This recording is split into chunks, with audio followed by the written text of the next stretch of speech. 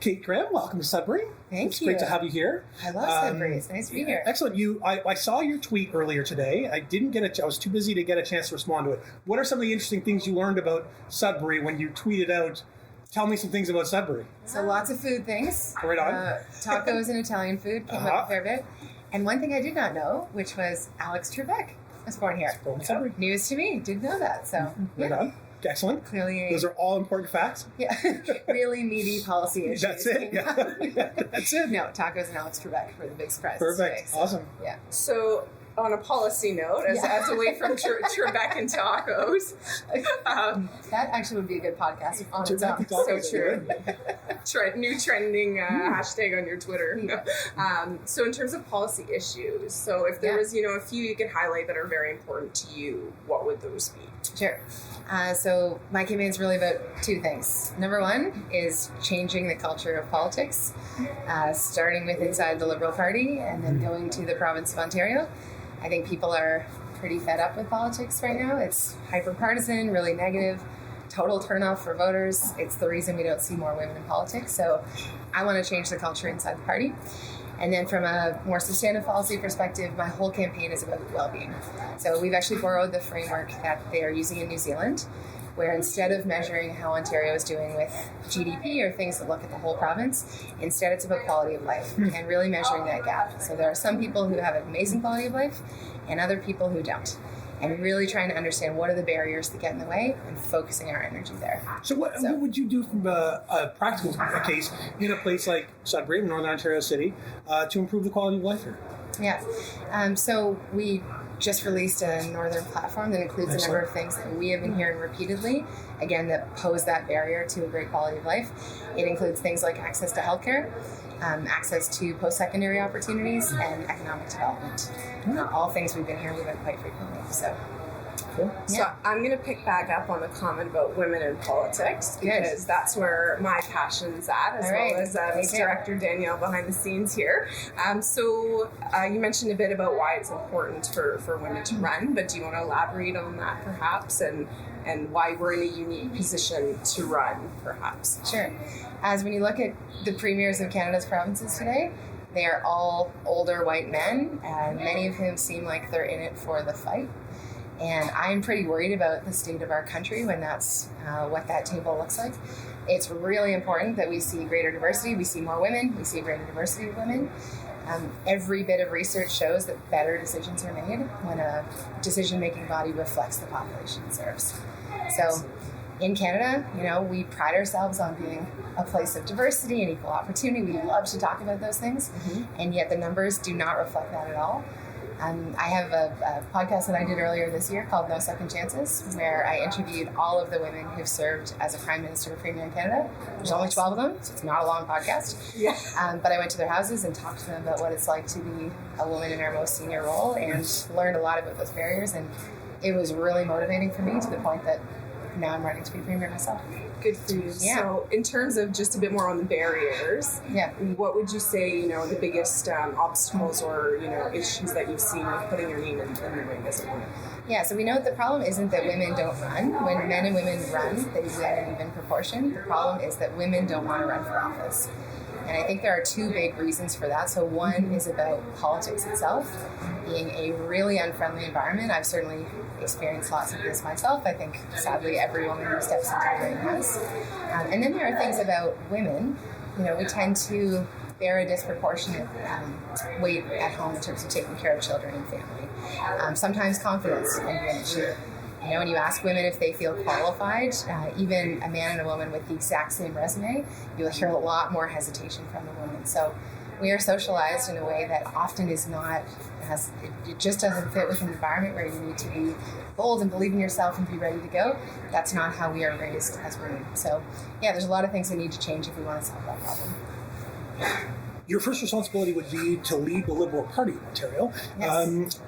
And you mentioned right off the top that you want to shift the culture to accomplish things, I assume, like having more women in caucus, more women elected. What would you do to change it in a process like this, for example, leadership race? So there are lots and lots of barriers in the way for people participating. in this leadership race. So, for example, if you want to go and vote at this convention, you need to be prepared to take a whole weekend, which is tough if you are a single mom, for example. You need the money to pay for a registration fee. If you're from Sudbury, maybe it's a flight or a long car trip. You're probably talking about a couple nights in a hotel. It can be thousands of dollars in some cases. And so what happens is it ends up being people who have a fair bit of privilege in terms of their time, a fair bit of economic means to be able to do this, and we need to change that. Politics has to be a place where it's not just for wealthy people, it's not just for older people, it's not just people who have been a part of the party for a long time. So I want to see us really blow the walls off of what it means to get involved in the party. It can't just be showing up at fancy conventions and voting at AGMs. It needs to include a lot more kinds of political involvement. And how do you get there from here? So you've got political opponents in Ontario, so let's say you will become the leader. How do you beat Doug Ford and Andrea Horwath in places like Sudbury and Northern Ontario? So I have this belief.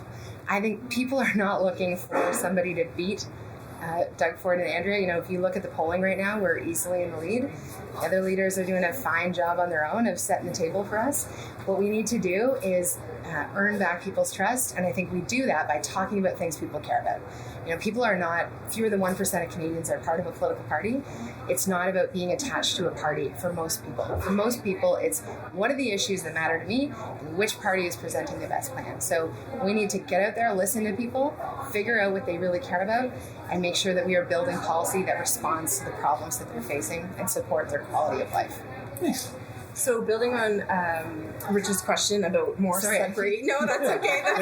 This is great. We set you up. It's too cozy. So building on Rich's question about Northern Ontario and Sudbury. Yeah. So you mentioned a bit about the conventions cost, but thinking back to riding associations. So here, our provincial Liberal Riding Association is not very robust at the moment. So, and I think that's, not just Northern Ontario perhaps, but Southern Ontario with the party right now. So what are some things maybe you think could be done to kind of revive the associations and build them that way? Yeah. So I think we need to really transform what a riding association means. There are quite a few riding associations in Ontario for the Liberal Party that exist on paper alone. And I think part of it is that, people don't want to go to an AGM and vote on decisions, and at election time, give money and knock on doors. People get involved in politics because they care about issues. Right. People will take to the street on climate change, or students will walk out of class because they care about what's happening in education. We need to make getting involved locally in the Ontario Liberal Party a lot more exciting, a lot more meaningful, and a lot more diverse in terms of how they get involved. It's got to be more than just showing up at an AGM. So, great point. So just as a last kind of follow-up on that piece, anything else you want to mention for Northern Ontario and Sudbury while you're here? Anything you really want to push forward for our area? So a big part of the reason that I'm running is, I grew up in a small town. I live in London. The early part of the race, it was all former cabinet ministers from the GTA, and there was definitely a sense that the party became very Toronto-focused, and I want to see that change. I want to build a party where every single part of Ontario matters, where we pay much closer attention to what people care about community by community, including in Sudbury, including in the North. So we need to see a significant change in the party, and the only way that happens is if we see people rising up to lead all over the province. This is about a lot more than just who the leader is. It's about how we build a party where people get to actually change the things they care about. And so we need to see, I hope you run. I hope we see people stepping up in big ways, because it matters. Absolutely. Richard, fun question. Do you have one in mind? Oh, well, not that the rest weren't fun. Just to tacos or Alex Trebek? What do you prefer? I thought the idea was them together. Out for tacos with Alex Trebek. That is my choice. I'm unwilling to settle for just one. My question would be, because I feel like Kate might have a good one for this, if you could have any superpower, what would it be? Oh, that's so dangerous. All of them. I think knowing the future. Yeah, which would be kind of terrifying, but I think the ability to see way beyond what we can see right now. it would be a powerful thing. You could make a lot better decisions. So I wish we could know what's to come. Cool answer. Well, thank you, Kate. It was Thank lovely you. talking to you. We appreciate it. Thank you. And remember your Sudbury political podcast friends. Okay. If you're ever back here. For sure. Thank you very much. Thanks, Kate. Appreciate it. Cheers.